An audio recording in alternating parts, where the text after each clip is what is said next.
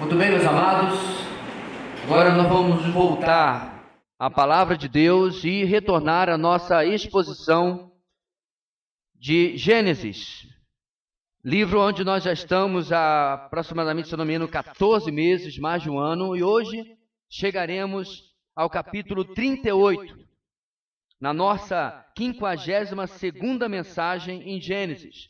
E nós continuamos, como eu já expliquei várias vezes na história de Jacó, mas neste arco final que se atém principalmente à história de José. E durante, irmãos, toda essa nossa trajetória, nós temos repetido este tema do livro de Gênesis, que eu quero convidar-nos todos nós a recitarmos juntos. Lá está. Apesar da maldade do homem, o soberano Deus gracioso o conduz à promessa da redenção. Bem, na nossa mensagem do domingo passado, na nossa mensagem anterior, nós percebemos como as atitudes dos irmãos de José refletiam que a escolha de Deus por José, para ser aquele pelo qual Deus iria usar, foi tremendamente acertada. José não era perfeito, mas começava a enfrentar a oposição dos irmãos e, através disso, também o tratamento de Deus para se tornar o líder do seu povo e o servo de Deus que seria usado para preservar a semente santa, a descendência da aliança. Na mensagem de hoje, irmãos, nós deveríamos viajar com José cerca de 700 quilômetros até a nação mais poderosa dos seus dias, até o Egito. E é claro que José não está indo para lá para passar férias. Ele está indo como escravo, ele foi vendido pelos seus irmãos a mercadores ismaelitas.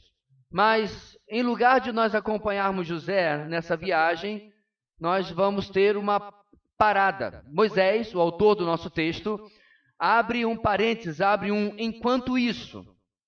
Mas por que ele faz isso, irmãos? Por que ele não parte para aquilo que aparentemente é o que interessa, aquilo que vai acontecer com José? Por que incluir essa inusitada e inconveniente, digamos assim, história de Judá e a sua nora? E a resposta, meus irmãos, pode ser sintetizada em uma única palavra: contraste. Você já vai entender por quê. Enquanto o justo é vendido para o Egito, e lá ele viverá uma vida de excelência em meio a uma cultura pagã, uma situação que foi imposta a ele. Por outro lado, Judá, representando na verdade todos os seus irmãos que venderam a José, será reprovado em meio a outra cultura pagã, mesmo que ele tenha escolhido isso voluntariamente e estava a apenas 20 e poucos quilômetros dos seus familiares. Situações diferentes, mas ao mesmo tempo muito similares, mas o que é mais importante, a resposta desses dois homens é que vai ser um tremendo contraste. A narrativa que leremos hoje, ela percorre, na verdade, vários anos, provavelmente desde a venda de José como escravo até a ida dos seus irmãos para o Egito, mais de 20 anos depois. Para nós entendermos como isso vai se desenrolar, eu peço a sua atenção, portanto, para o nosso texto. Gênesis 38, versículo 1 ao versículo 30, para nós lermos a uma só voz aquilo que a palavra de Deus vai nos ensinar hoje. Ok? Creio que já deu tempo de você abrir a sua espada, desembainhar a espada, 1, 2, 3. Lembra? E vamos ler então uma só voz. Gênesis 38 diz assim a palavra do Senhor. Vamos lá, irmãos? Por essa época, Judá deixou seus irmãos e passou a viver na casa de um homem de Adulão chamado Ira. Ali, Judá encontrou a filha de um cananeu chamado Suá e casou-se com ela. Ele a possuiu, ela engravidou e deu à luz um filho, ao qual ele deu o nome de Er. Tornou a engravidar, teve um filho e deu-lhe o nome de Onã. Quando estava em Quezibe, ela teve ainda outro filho e chamou Selá. Judá escolheu uma mulher chamada Tamar para Er, seu filho mais velho. Mas o Senhor reprovou a conduta perversa de Er, filho mais velho de Judá, e por isso o matou. Então Judá disse a Onã: case-se com a mulher do seu irmão, cumpra suas obrigações de cunhado para com ela e dê uma descendência a seu irmão. Mas Onã sabia que a descendência não seria sua. Assim, toda vez que possuía a mulher de seu irmão, derramava o sêmen no chão para evitar que seu irmão tivesse descendência. O Senhor reprovou o que ele fazia e por isso o matou também. Disse então Judá à sua nora Tamar: more como viúva na casa de seu pai, até que o meu filho Selá cresça, porque temia que ele viesse a morrer como seus irmãos. Assim Tamar foi morar na casa do pai. Tempos depois, morreu a mulher de Judá, filha de Suá. Passado o luto, Judá foi ver os tosquiadores do seu rebanho em Tímina, com o seu amigo Ira, o adulamita. Quando foi dito a Tamar: seu sogro está a caminho de Tímina para tosquiar suas ovelhas, ela trocou suas roupas de viúva, cobriu-se com um véu para se disfarçar e foi sentar-se à entrada de Enaim, que fica no caminho de Tímina. Ela fez isso porque viu que, embora Selá já fosse crescido, ela não lhe tinha sido dada em casamento. Quando a viu, Judá pensou que fosse uma prostituta, porque ela havia encoberto o rosto. Não sabendo que era sua nora, dirigiu-se a ela à beira da estrada e disse: venha cá, quero deitar-me com você. Ela lhe perguntou: o que você me dará para deitar-se comigo? Disse ele: eu lhe darei um cabritinho do meu rebanho. E ela perguntou: você me deixará alguma coisa como garantia até que o mande? Disse Judá: que garantia devo dar-lhe? Respondeu ela: o seu selo com o cordão e o cajado que você tem na mão. Ele os entregou e a possuiu, e Tamar engravidou dele. Ela se foi, tirou o véu e tornou a vestir as roupas de viúva. Judá mandou o cabritinho por meio do seu amigo adulamita, a fim de reaver da mulher sua garantia, mas ele não a encontrou. E perguntou aos homens do lugar: onde está a prostituta cultual que costumava ficar à beira do caminho de Enaim? Eles responderam: aqui não há nenhuma prostituta cultual. Assim ele voltou a Judá e disse: não a encontrei. Além disso, os homens do lugar disseram que lá não há nenhuma prostituta cultual. Disse Judá: fique ela com o que lhe dei. Não quero que nos tornemos objeto de zombaria. Afinal de contas, mandei a ela este cabritinho, mas você não a encontrou. Cerca de 3 meses mais tarde, disseram a Judá: sua nora Tamar prostituiu-se, e na sua prostituição ficou grávida. Disse Judá: tragam-na para fora e queimem-na viva. Quando ela estava sendo levada para fora, mandou o seguinte recado ao sogro: estou grávida do homem que é dono destas coisas. E acrescentou: veja se o senhor reconhece a quem pertencem este selo, este cordão e este cajado. Judá os reconheceu e disse: ela é mais justa do que eu, pois eu devia tê-la entregue a meu filho Selá, e não voltou a ter relações com ela. Quando lhe chegou a época de dar à luz, havia gêmeos em seu ventre. Enquanto ela dava à luz, um deles pôs a mão para fora. Então a parteira pegou um fio vermelho e amarrou o pulso do menino, dizendo: este saiu primeiro. Mas quando ele recolheu a mão, seu irmão saiu, e ela lhe disse: então você conseguiu uma brecha para sair, e deu-lhe o nome de Pérez. Depois saiu seu irmão, que estava com o fio vermelho no pulso, e foi-lhe dado o nome de Zerá.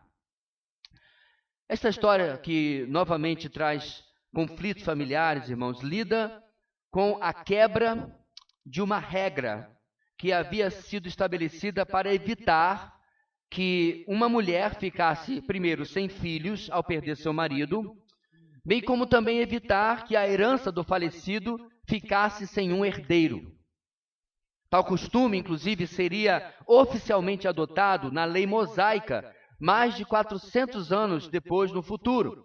Em Deuteronômio capítulo 25, Moisés, o autor do nosso texto, e de Deuteronômio, estabeleceria o seguinte: se 2 irmãos morarem juntos e um deles morrer sem deixar filhos, a sua viúva não se casará com alguém de fora da família. O irmão do marido se casará com ela e cumprirá com ela o dever de cunhado. O primeiro filho que ela tiver levará o nome do irmão falecido, para que o seu nome não seja apagado de Israel. O cunhado, então, irmãos, tinha esta recomendação, mas ele não era obrigado a cumprir a sua obrigação. Porém, se ele se recusasse, isso era tremendamente vergonhoso para ele por toda a sua vida. É o que vai continuar explicando o texto que eu interrompi a leitura. Bem, isso aí seria conhecido, na época de Moisés, na lei, como a lei do levirato. E é isso que nós estamos tratando basicamente no nosso texto hoje. Bem, mas o nosso texto, no contexto da observação desta regra familiar, a índole dos parentes de José, na verdade, é o foco. A lei do levirato, mesmo que não tenha esse nome, é apenas um pano de fundo. Tanto seus sobrinhos quanto o seu irmão de Judá, oferece, irmãos, o contraste com o comportamento justo, irmão de José, desculpe, que José apresentará nos próximos capítulos. Então, essa é a enorme vantagem de pregação expositiva, porque quando você prega o capítulo 38, na verdade você está preparando o palco para que agora você observe os próximos capítulos, qual vai ser o comportamento de José, que obviamente você, leitor anual de toda a Bíblia, amém? Ok? Já conhece de cor e salteado, ok? Muito bem. Hoje, irmãos, a palavra de Deus vai nos ensinar o seguinte na nossa grande ideia. O comportamento justo é ainda mais reconhecido quando o contrastamos com o comportamento ímpio. O comportamento justo é ainda mais reconhecido quando o contrastamos com o comportamento ímpio que nós veremos hoje nesse texto e o justo a partir do próximo capítulo. Assim, irmãos, eu quero convidá-los a vermos 3 evidências deste comportamento ímpio, tendo em mente que no capítulo seguinte em diante veremos o outro lado, e este contraste ficará cada vez mais evidente.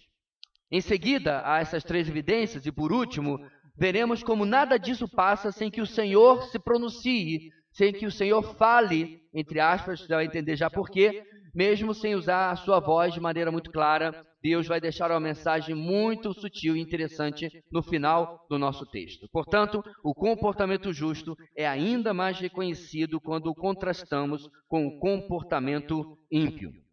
Começando o nosso texto, irmãos, a palavra de Deus vai nos ensinar, em primeiro lugar, o seguinte: o pecado não tratado sempre buscará meios de se aprofundar.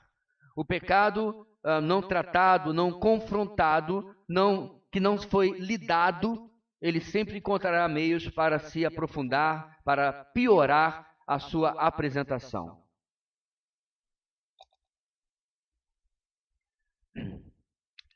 Bem, começamos o nosso texto com a importante informação das 3 primeiras palavrinhas. Quais são? Por essa época. Ou seja, Moisés faz questão de mostrar o paralelo temporal entre o que lemos neste capítulo e o que ocorrerá nos próximos capítulos, visto que, irmãos, este capítulo sozinho cobre boa parte dos anos que passarão mais lentamente nos próximos capítulos. Em outras palavras, o tempo do capítulo 38 é o mesmo tempo que nós levaremos no capítulo 39, 40 e 41 até a chegada dos irmãos José lá no Egito. 20 e tantos anos se passarão. E depois de encabeçar, de ser a mente por trás da venda do seu irmão para o Egito, o que Judá faz? Judá se afasta do clã de Jacó. Algo, diga-se de passagem, bem incomum, bem irregular. Por quê, irmãos? Porque há força, há proteção em números. Até os animais sabem disso. Animais mais vulneráveis aos leões da planície e da savana andam em rebanhos, em números, porque há força em números. E especialmente naqueles dias, Judá deveria ter valorizado a proteção que ele experimentava morando com seu pai e com seus irmãos naquela grande comunidade. Porém, ele decide se distanciar 24 quilômetros a noroeste do assentamento do seu pai em Hebrom, passando a viver aonde? Na região da terra de Adulão, na casa de um homem chamado Ira, e aí está o detalhe do texto, um cananeu. O verso 1 traz, irmãos, portanto, o primeiro passo de aprofundamento do pecado nesta fase da vida de Judá. Qual seria ele? Ele passa a morar com aqueles, presta atenção, que estavam fora da aliança dos que seu pai, seu avô, seu bisavô haviam recebido da parte do Senhor Deus. Aliança esta que, inclusive, também o incluía e incluiria os seus descendentes.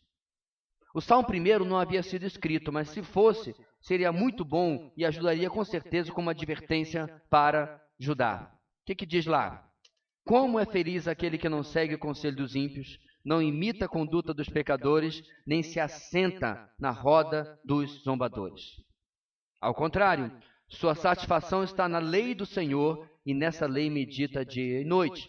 Se Judá tivesse atentado para essas verdades, mesmo que elas não tivessem ainda sido escritas, com certeza ele veria que tolo foi em tomar a decisão que ele fez, afastando-se da proteção do clã do seu pai e ignorando a palavra do Senhor que havia sido dada sobre a sua família.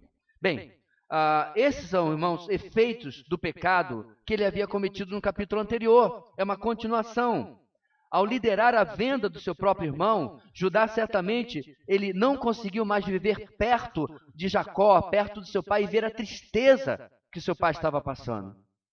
A fuga pareceu-lhe uma solução, mas na verdade revelou-se uma armadilha para Judá, aonde ele foi caindo cada vez mais. Pois no verso 2, ele não para aí, ele desce ainda mais. Isso me lembra muito, irmãos, Jonas. Porque o Jonas, de maneira muito interessante, irmãos, à medida que ele vai fugindo de Deus, ele desce para o litoral, ele desce para o barco, depois ele desce para o mar.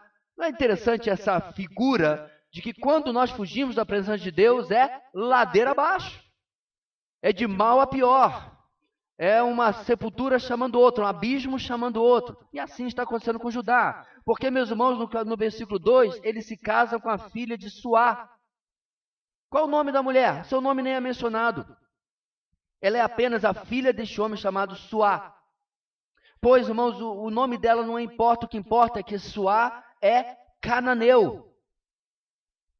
Agora, ele não estava apenas morando entre esses povos. Ele agora era parente daqueles que o Senhor havia advertido que seriam varridos daquela terra, que ele, o Senhor, iria dar aos descendentes, inclusive de Judá. É um contrassenso, porque Judá toma decisões que estavam na contramão daquilo que Deus vinha instruindo a ele, ao seu pai, ao seu avô e ao seu bisavô há tantos anos já. Nos versos 3 a 5, nós aprendemos que desta união errada, Judá teve 3 meninos, 3 filhos, Onã e Selá. E aqui termina o nosso trecho inicial. E o interessante, meus irmãos, é que filhos, nós sempre os vemos como, ou geralmente pelo menos, né, quem tem essa mentalidade melhor, nós os vemos como bênçãos, nós os vemos como herança do Senhor, nós vemos como motivo de grande alegria, e certamente em si eles são. Mas sabe o que me chama a atenção, meus irmãos? Filhos jamais são justificativas para os nossos pecados. No caso, deste que nós estamos se referindo aqui, de tomar uma decisão matrimonial contrária à vontade de Deus. Você pode ter quantos filhos você quiser, você pode ter filhos maravilhosos, isso não justifica a decisão tomada. A alegria e o regozijo que com certeza esses 3 meninos trouxeram não anulavam o erro e o pecado das escolhas do seu pai. Isso em si apenas deve servir de uma lição para nós. Preste atenção, não confunda a presença de bênçãos de Deus em sua vida com algum tipo de confirmação de que Deus está concordando com aquilo, que Deus está aprovando o que você fez anteriormente. Como em nosso exemplo, casamentos fora da vontade de Deus continuam sendo exatamente isto, casamentos fora da vontade de Deus. Mesmo que esse casamento, de repente, possa gerar um filho que seja um servo de Deus piedoso, dedicado, um pastor, um missionário, pouco importa. Mesmo que nessa família haja maravilhosos relacionamentos, aquilo que é feito de errado, meus irmãos, não é justificado por outros resultados. Uma carreira profissional que é levada de maneira desonesta, que é levada de maneira antiética, que é levada de maneira materialista, continua tendo características contrárias à vontade de Deus, mesmo que leve a comprar uma bela casa, um carro caro e conquiste muito conforto. Até mesmo um ministério de igreja, um ministério pastoral, levado à base do pragmatismo, onde o ensino é superficial, continua desobedecendo e ofendendo a Deus, mesmo que arraste multidões. Resultado nunca foi comprovação da aprovação de Deus. Em resumo, Judá começa ilustrando, irmãos, como o pecado é igual a tentar se equilibrar em uma encosta escorregadia, porque o mais provável é que isso se torne um escorregador e você desça cada vez mais, que você se afunde cada vez mais. Então, após vender o seu irmão, algo que falamos semana passada, algo inimaginável, Judá se afasta do povo de Deus, vai para aquele povo que já foi por Deus condenado à destruição, e ali estabelece raízes, e ali estabelece uma família. Sabe o que é pior, meus irmãos? Quando nós tomamos essas atitudes de não tratar os pecados e vê-los se aprofundar, a gente começa a respingar em outros. Ninguém é uma ilha. Nós, de uma maneira ou de outra, influenciamos as pessoas. Já parou para pensar que se algumas pessoas fossem removidas da sua história, você hoje dificilmente seria exatamente a pessoa que você é? Por bem e por mal. E a mesma coisa acontece na história de Judá. Porque, em segundo lugar, o aprofundamento no pecado gera declínio ainda maior nos descendentes. Do verso 6 ao verso 10, a palavra de Deus nos mostra como que as decisões de Judá começam a se reproduzir naqueles que, diferente dele, não tiveram nem a opção de uma influência piedosa, mas já nasceram em meio a uma cultura pagã. No verso 6, o tempo passou. O mais velho de Judá, chega à idade de casar. Isso pode significar nosso texto, meus irmãos, desde o meio da adolescência até o início da juventude. Claro, há relatos em Gênesis mesmo de pessoas que casaram depois dos 40, dos 50 anos de idade, mas não era incomum que as pessoas também casassem muito cedo. Inclusive, biologicamente, nada impede que eles pudessem casar. Pois bem, precisa de uma noiva. Morando nessa região, não é preciso identificar a origem da esposa de porque Tamar também era uma cananita ou uma cananeia, depende da sua tradução, tal como a sua sogra. Mesmo seguindo, irmãos, o costume da época, que é o pai buscar uma noiva para o seu filho, é muito difícil que não tivesse nenhuma palavra nisso. Você se lembra lá no capítulo 34, quando Siquém, depois de haver violentado a Diná, se apaixonou pela jovem, o que ele faz? Ele pede ao seu pai que vá até Jacó e peça a mão da moça em casamento, correto? Então, apesar que essa era uma tarefa do pai, não significa que os filhos não tivessem alguma participação. Então, está ativamente envolvido aqui, concordando com a escolha de seu pai, concordando com uma escolha que está de novo fora da vontade do Senhor. E a índole de fica ainda mais clara no verso seguinte, no verso 7. Pois a conduta dele é classificada por Deus com uma única palavra, perversa. E ela é reprovada pelo Senhor, e o Senhor o mata o filho mais velho de Judá. Repare, meus irmãos, que o texto não se dá nem o trabalho de detalhar qual era esta conduta perversa dele, apenas classifica como perversa. O objetivo de Moisés é mostrar como a descendência de Judá, criada em uma sociedade pagã e sem um exemplo positivo da parte do seu pai, começava a reproduzir e aumentar o declínio espiritual que começara não quando ele se mudou para lá, mas quando o seu pai se comportou como havia se comportado no deserto, vendendo ao seu próprio irmão.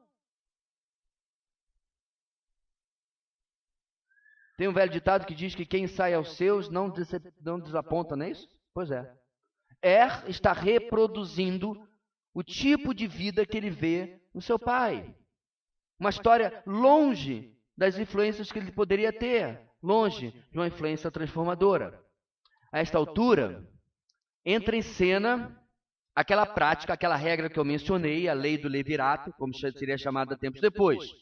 E para você entender novamente, caso tenha ficado um pouco confuso, porque isso é uma coisa completamente absurda para a nossa cultura, eu criei alguns personagens. Em resumo, existe esse homem chamado, digamos, Astolfo. Tentei procurar o nome que ninguém tem aqui, nenhum amigo ou parente, eu espero. E o Astolfo morre. Astolfo não tem filhos. Ele era casado, mas ele morre e não tem filhos.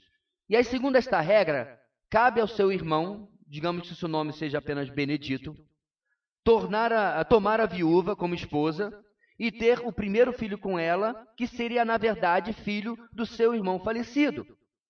E quando esse filho nascesse, apesar de ser filho do Benedito, na prática ele levaria o nome e a herança de Astolfo, o irmão falecido. Nada disso é tão difícil de compreender, só é muito estranho para os nossos dias, concorda?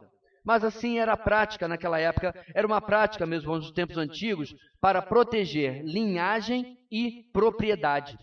Algo muito importante quando as culturas, as cidades, as nações estavam se estabelecendo. Bem, então agora que diz o texto, foi morto pelo Senhor, cabia a Onã não deixar seu irmão mais velho falecido sem um descendente. No verso 8, ele recebe esta incumbência dada diretamente por seu pai Judá. Mas no verso 9, Onã tem outros planos. Ele sabe que aquela descendência, aquele primeiro filho, não será seu aos olhos da comunidade. Sério, o DNA é dele, foi ele que engravidaria Tamar, mas aos olhos da sociedade, ele era filho de e levaria toda a herança de Então, irmãos, de uma forma tremendamente egoísta, pelo menos aos olhos da cultura da época, quero deixar isso bem claro, Onã tentava evitar que Tamar engravidasse, praticando aquilo que seria apelidado de onanismo, mas que nós conhecemos pelo nome técnico de coito interrompido. O problema, irmãos, veja bem, inclusive alguns tomam este texto para ensinar de maneira completamente errada contra os métodos anticoncepcionais, de contracepção. Não tem absolutamente nada a ver com o nosso texto. Não é nada disso que Deus está tratando aqui. Porque escritos antigos dizem que este era um dos métodos que se usava naquela época para evitar a gravidez. Você não tinha camisinha, não tinha anticoncepcional, você não tinha absolutamente nada dos remédios que você tem hoje. E quando você já estava com muitos filhos e não queria mais nenhum, se não conhecia algum tipo de erva da região, eis aqui um dos métodos que era usado. Então o problema não é o ato em si, o problema é a motivação de Onã. E o que acontece com ele? Deus o reprova, versículo 10, e dá a Onã a mesma sentença do seu irmão mais velho, e ele também é morto. Em suma, a segunda parte do nosso texto, irmãos, nos desafia a pensar em como as nossas decisões, atitudes e ações pecaminosas podem ser repetidas, refletidas e até aprofundadas em nossos filhos, sobrinhos, netos, irmãos mais novos na fé. Perceba, meus irmãos, que sim, bons exemplos influenciam, mas maus exemplos influenciam também. Isso é muito sério. O que Judá não percebia era que seus filhos estavam sendo criados longe de exemplos piedosos, como, por exemplo, do próprio avô Jacó. Que seus filhos estavam sendo criados sem a condução de mulheres que certamente eram mais tementes a Deus do que Tamar, as mulheres que estavam lá no acampamento do seu pai. E essas escolhas, irmãos, viria para ele com um preço extremamente amargo. O pecado, ele tem uma conta que vem depois. A conta chega. O preço que se paga, muitas vezes, irmãos, é um preço que poderia ser evitado. E este é o caso de Judá. Mas ele está, como diz a palavra de Deus, plantando vento e vai colher tempestade. Ele está semeando algo que depois refletirá na sua vida com grande dificuldade, com grande dor. Bem, a essa altura, quando o mal, através da desobediência, do engano, começa a ser o padrão aplicado nos relacionamentos, as coisas vão de mal a pior e vão continuar piorando. E então, em lugar de alguém parar essa bola de neve, de lama, na verdade, bola de lama crescente cada vez mais, de repente buscar o Senhor como solução, em lugar de Judá, voltar para a casa do seu pai, talvez como um tipo de filho pródigo, dizer, meu pai, eu fui para aquela terra que eu não devia ir, deu tudo errado. Não. Qual é o próximo ato? Qual é a próxima evidência, meus irmãos, de que nós estamos aqui no meio de um declínio de impiedade? As soluções que vão aparecer é o tipo de solução justiça com as próprias mãos. Já que a coisa certa não foi feita, alguém vai tentar pelos meios errados, tentar com que a coisa certa aconteça. E aqui quando eu digo justiça com as próprias mãos, irmãos, é justiça entre aspas, com certeza. Em terceiro lugar, As artimanhas do pecado geram respostas também pecaminosas. Não deixa de ser, meus irmãos, também uma continuidade no aprofundamento do declínio espiritual. Porque agora, meus irmãos, eu me afundo no pecado, eu influencio outros que olham para mim, que dependem de mim, e agora o próximo passo é que pessoas começam a responder a mim também de maneira pecaminosa. Bem, Tamar, com a morte do segundo filho de Judá, está viúva novamente. Não sei se essa altura já começaram a chamar de viúva negra, alguma coisa assim, porque já está, né? Mais um pedia música no Fantástico. No verso 11, Judá orienta Tamar que retorne para a casa de seu pai, vivendo lá como viúva, até que seu filho caçula tivesse idade suficiente para assumir as suas obrigações também de cunhado, segundo o costume que eu já mencionei. Contudo, irmãos, a informação de que Judá temia que o seu filho caçula, Selá, é o nome dele, também morresse como seus irmãos, isso levanta para nós um alerta. Moisés escreve isso com um objetivo. É possível que Judá já começava a relacionar a morte deles com a reprovação de suas condutas por parte do Senhor. Ou seja, ao que parece, o pedido para que ela retornasse para a casa de seu pai era apenas uma desculpa. Tal como realmente aconteceria, Judá não tinha intenção alguma em entregar seu filho mais novo a Tamar. Ou, melhor dizendo, entregar Tamar ao seu filho mais novo. Tamar já estava começando a ser enganada pelo seu sogro. Como eu disse, esse é o padrão do comportamento dos relacionamentos familiares a essa altura do campeonato. A essa altura, no verso 12, há uma reviravolta na história. Judá também fica viúvo. E isso, irmãos, acontece junto com o fato de que Tamar começa a perceber, diz o texto, que embora Selá já fosse crescido, ela não lhe tinha sido dada em casamento, como a gente vê no verso 14. Esses fatos combinados levam Tamar a responder ao engano com engano, tomando as rédeas da situação em suas próprias mãos e criando um plano, uma estratégia, um ardil para enganar o seu sogro e tomar o que ela via, sim, aquilo que lhe é de direito. Bem, mas o que você pode esperar? Tamar não é temente ao Senhor. Tamar não é alguém que conhece o Deus que Judá deveria conhecer. Portanto, Tamar está apenas agindo conforme a cultura do seu povo, conforme a cultura dos cananeus. O que vemos em seguida, dos versos 13 a 15, por parte de Tamar, é uma aposta e um grande risco que ela iria correr. Ela aposta na falta de justiça, de caráter, de equidade do seu sogro. E também está disposta a correr o risco de que seu plano pudesse não dar certo e lhe custaria a própria vida.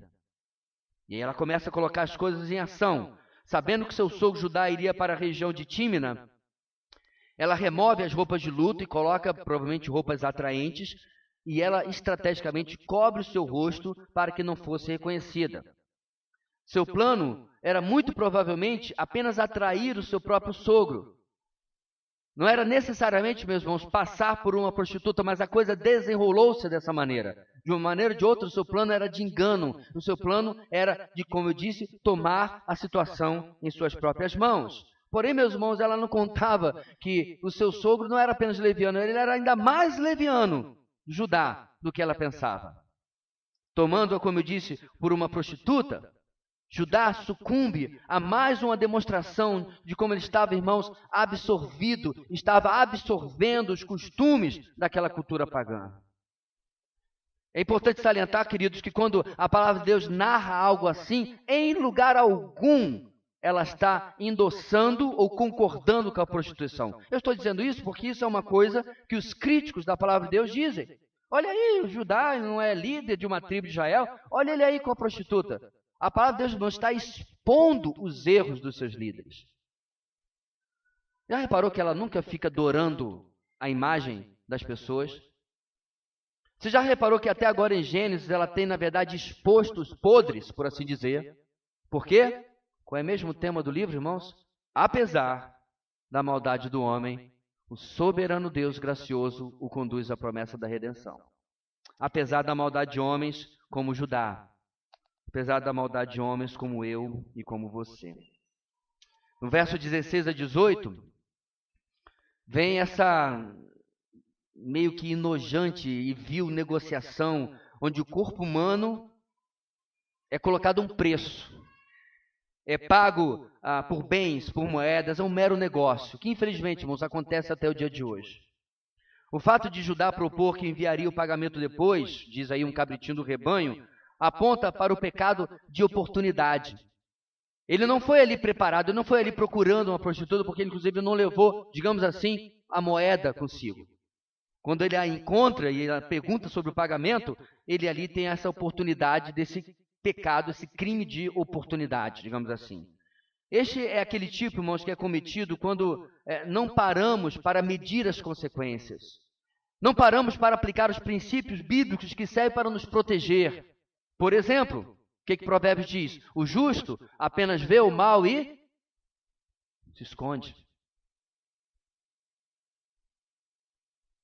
Porque alguns textos na frente, o irmão dele terá um pecado de oportunidade bater na sua porta. E a atitude dele será completamente diferente. Eu quero deixar claro, meus irmãos, que o pecado que é premeditado, que é calculado, ele é até mais feio. Mas para que a gente não pense sempre tão ruim de Judá, é importante salientar que a fraqueza dele aqui está em que quando a oportunidade aparece, ele não resiste a ela. Mas pelo menos, neste caso, ele não a procurou. Aqui, meus irmãos, tem a característica de mostrar Judá o despreparo espiritual diante das ofertas que parecem ou aparecem ao longo do caminho. E isso para nós, irmãos, é um enorme alerta. No seu dia a dia, quer seja inclusive nesta área sexual, ou uma proposta leviana de negócios, ou o que quer que seja que a sociedade lhe apareça, é importante que o seu calibre espiritual, que a sua estrutura espiritual, minha e sua, seja o suficiente para que a gente possa dizer, não, aqui não. E reconhecer, meus irmãos, que tais ofertas do pecado jamais podem preencher em nossa vida aquilo que só o Senhor pode preencher. Bem, para a desgraça, para a ruína de Judá e para o sucesso da armadilha de Tamar, ele deixa com ela pendões, ou seja, garantias de que enviaria o pagamento, coisas inclusive que eram pessoais que poderiam identificá-lo. E o ato, meus irmãos, diz o texto, é consumado além até dos planos de Judá, além até dos planos de Tamar. Por quê? Porque Tamar se encontra agora grávida do próprio sogro. Nem novela consegue reproduzir um negócio desse. Sabe o que eu acho interessante, meus irmãos? Eu não estou aqui nas minhas anotações, mas deixa eu abrir um parênteses. Qualquer pessoa, médico que você perguntar, obviamente ginecologista em especial, obstetra, e você perguntar sobre opções de contracepção e você comentar sobre esta opção do coito interrompido, o que ele vai dizer? Opa, não é uma boa opção. O risco de gravidez existe. E perceba, meus irmãos, que nós não sabemos quantas vezes, mas Onã provavelmente repetiu este ato algumas vezes. E Deus impediu que Tamar engravidasse.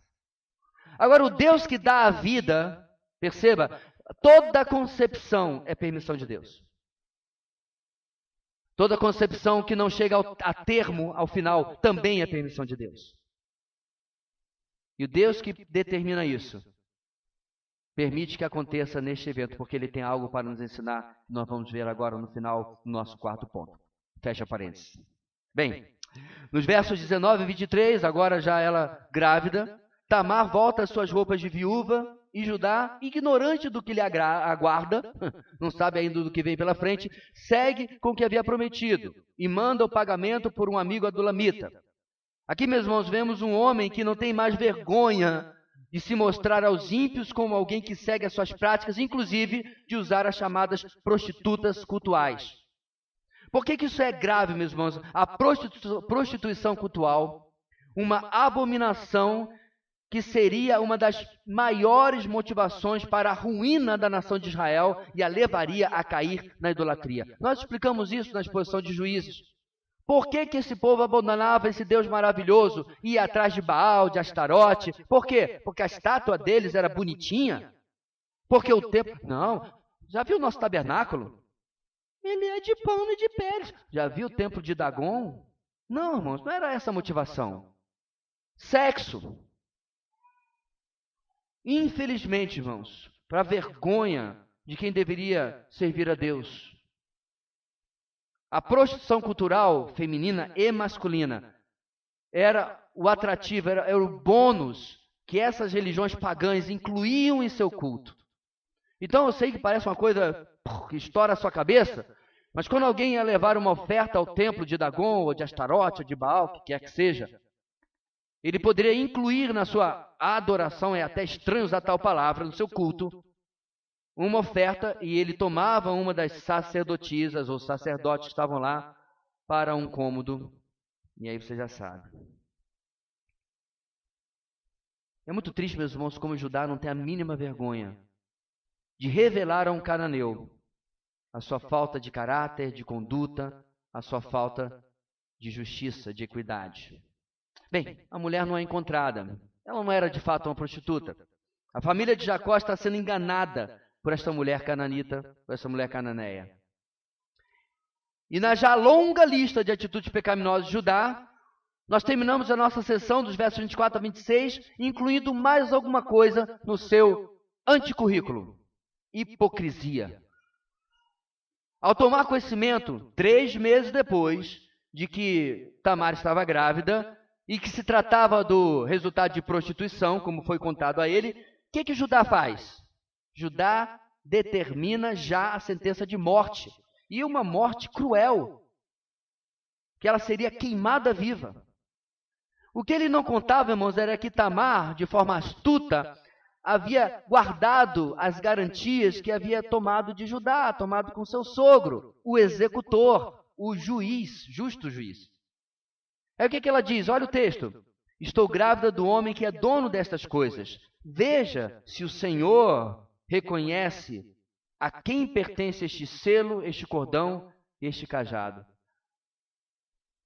Eu não queria ser Judá em momento algum, mas nesse momento em particular, em que ele ficou sem cara, sem chão, gaguejando, amarelo, acho que até vomitou. Embrulhou o estômago.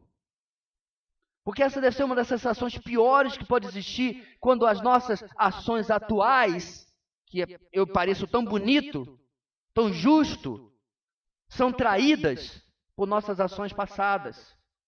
Em outras palavras, quando a verdade do que somos agora é revelado por aquilo que fomos lá atrás. Especialmente de uma forma tal como aqui, que revela o quão hipócritas nós somos quando agimos assim. Graça para nós, lei para outros. Misericórdia para nós, castigo para os outros. Nada mais, irmãos, restava ajudar do que as últimas palavras do nosso trecho. Ele revela em suas palavras finais que Tamar era mais justa que ele. Justa não em seus métodos. Judá não está justificando a prostituição, mas ele diz, justa em seus direitos, porque o seu sogro havia prometido algo e havia enganado, havia trapaceado a própria Tamar. Bem, falta de caráter, falta de integridade, promiscuidade e hipocrisia. Eis o currículo de Judá. Judá exalava tais comportamentos e, portanto, Tamar responde à altura. Igualmente de forma pecaminosa, com engano, usando de promiscuidade. É interessante, meus irmãos, que nós, muitas vezes, nos indignamos da maneira como alguém responde para nós e não percebemos como nós somos, muitas vezes, os estopins, os provocadores de tal atitude. Parênteses. Jamais um pecado, mesmo causado por nós, é justificado pelo meu pecado. Irmãos, estão entendendo? Eu não estou aqui eximindo Tamar da sua responsabilidade. Tal como falamos, irmãos, se eu não me engano, 2 ou 3 mensagens atrás, que o comportamento arrogante de José era o pecado de José. Isso não justificava os ciúmes e a raiva e a ira que seus irmãos sentiam. Cada um prestará contas de si mesmo. Mas eu pelo menos preciso pensar que talvez eu esteja sendo tão juiz em cima daquilo que outros fazem, mas não tenho sido tão enérgico com aquilo que eu faço. Bem, O pecado não tratado sempre buscará meios de se aprofundar. Primeira evidência. O aprofundamento no pecado gera declínio ainda maior nos descendentes. Segunda. E terceira evidência do aprofundamento da queda de Judá. As artimanhas do pecado geram respostas também pecaminosas. E até agora, meus irmãos, não houve nada do assim disse o Senhor. No céu não se abriu, Deus não falou nada, e ele continuará sem bravejar a sua voz. Ele vai falar de uma maneira sutil, e até que as pessoas da sua época não compreenderam completamente. Mas muitos compreenderam tempos depois, na época de Moisés, e muito mais nós, tanto tempo depois que já temos toda a palavra de Deus. Eu explico. Quarto e último lugar. Mesmo em meio ao pecado, a sutil voz de Deus se declara. Mesmo em meio ao pecado, a sutil voz de Deus se declara. Bem, temos esse capítulo onde parece que o Senhor está apenas observando, mas não. O Senhor está falando desde o começo e vai falar agora também. Os gêmeos de Tamar, ela está grávida de gêmeos, se chama Pérez e Zerá. E esses gêmeos oferecem, irmãos, uma mensagem de resumo da importância de toda essa história que nós vimos até agora. Pérez significa brecha e Zerá significa escarlate. No nascimento dos gêmeos temos um paralelo do nascimento de outros gêmeos, Esaú e Jacó. Apesar de Zerá ter quase nascido primeiro, ele botou o bracinho de fora, seu irmão Pérez, não sei exatamente como isso acontece entre o útero e o canal, mas ele toma a frente e nasce primeiro. Ele nasce e ele é contado como primogênito, quando na prática ele não era. E não só isso, meus irmãos, mas mesmo que Selá, o filho sobrevivente de Judá, já fosse um rapaz, ao olharmos o resto da história do Antigo Testamento, nós não encontramos Selá tendo destaque. Quem nós encontramos? Pérez. Pérez que, na linha, é o terceiro agora filho de Judá. Selá, Zerá e Pérez. E por que isso acontece, meus irmãos? Por que será que Deus inverte a ordem de certa forma, da primogenitura, da proeminência naquilo que ele está fazendo aqui na história de Judá? Judá aqui, meus irmãos, está recebendo no parto dos gêmeos dos seus filhos, e ainda depois uma lição preciosa. Seu irmão mais novo, José, iria reinar sobre ele e os demais? Não foi isso que ele perguntou? Você vai reinar, vai governar sobre nós? Não foi isso que Judá e seus irmãos perguntaram? Você, esse moleque de 17 anos, só não é o mais novo porque ainda tinha Benjamim. Você vai reinar sobre nós? Qual foi a resposta de Deus, irmãos? Sim, ele vai reinar sobre vocês. Na própria família de Judá, o mais velho iria servir ao mais novo. E isso aconteceria, irmãos, de uma forma ainda mais incrível, que Judá não tinha nem como compreender nos dias da sua vida. Pois foi através de Pérez que a promessa da redenção viria a se concretizar. Será que a sua leitura anual está lhe ajudando nessa altura do campeonato? O Messias viria da tribo de Judá. Todos nós sabemos disso. Ele é o leão da tribo de Judá. O Messias seria chamado filho de Davi. Todos nós sabemos disso. Mas o que provavelmente você não está lembrando é que o Messias também viria da linhagem de Pérez. Em Mateus capítulo 1 nós lemos: registro da genealogia de Jesus Cristo, filho de Davi, filho de Abraão.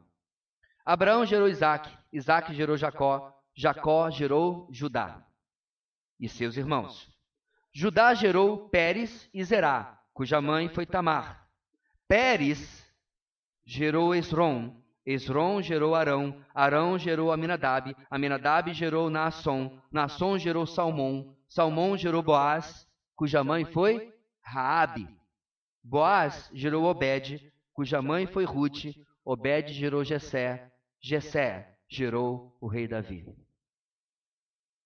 Apesar da maldade do homem, o soberano Deus gracioso o conduz à promessa da redenção. Nem Judá, nem ninguém pôde impedir ao Senhor de fazer o que a sua mão e a sua vontade haviam determinado. Deus, meus irmãos, através das eras, Judá não tinha como saber disso, está mostrando para nós, seres humanos, não importa quantos tiros no pé você dê, a minha vontade vai se realizar. E quanto aos erros dos homens? Até esses o Senhor usa para a sua glória. Até esses o Senhor usa para mostrar o contraste entre aqueles que o seguem e aqueles que desejam seguir os desejos dos seus duros corações. Portanto, meus irmãos, a pergunta é, quando as pessoas forem contrastar o comportamento justo do comportamento ímpio, para que lado nós estaremos? Para que lado elas olharão e nos enxergarão? Será que nós estaremos reproduzindo comportamentos que se aprofundarão cada vez mais e refletirão em nossos filhos e outros descendentes e irmãos mais novos na fé para o mal, como Judá?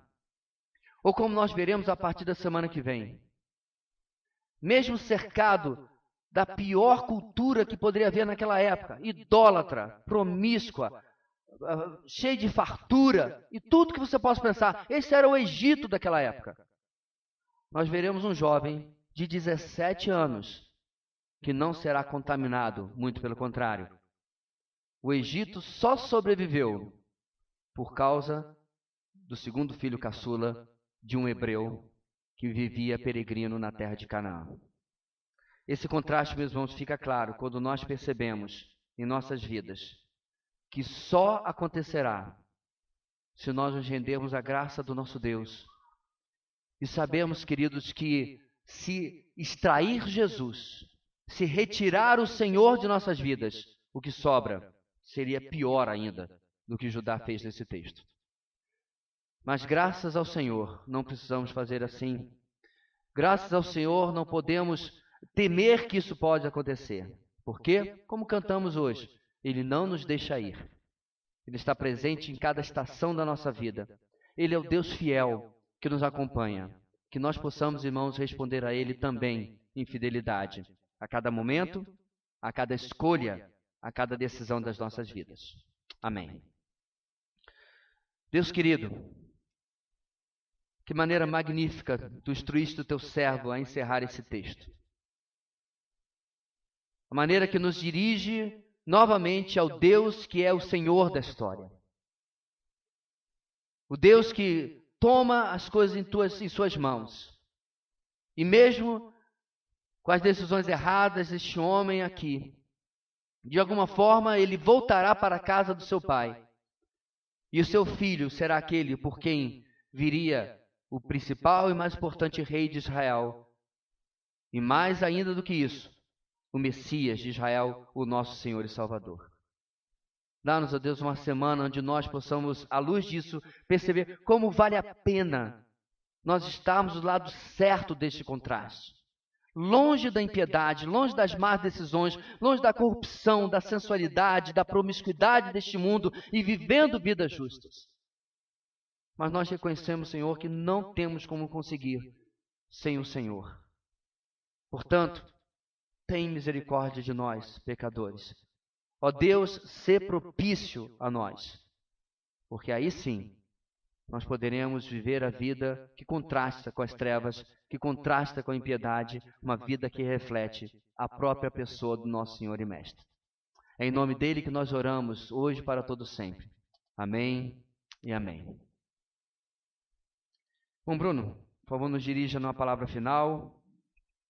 Meus queridos, Deus abençoe. Esta semana não teremos a nossa celebração, obviamente, na semana seguinte. Bom Natal para você estar em família.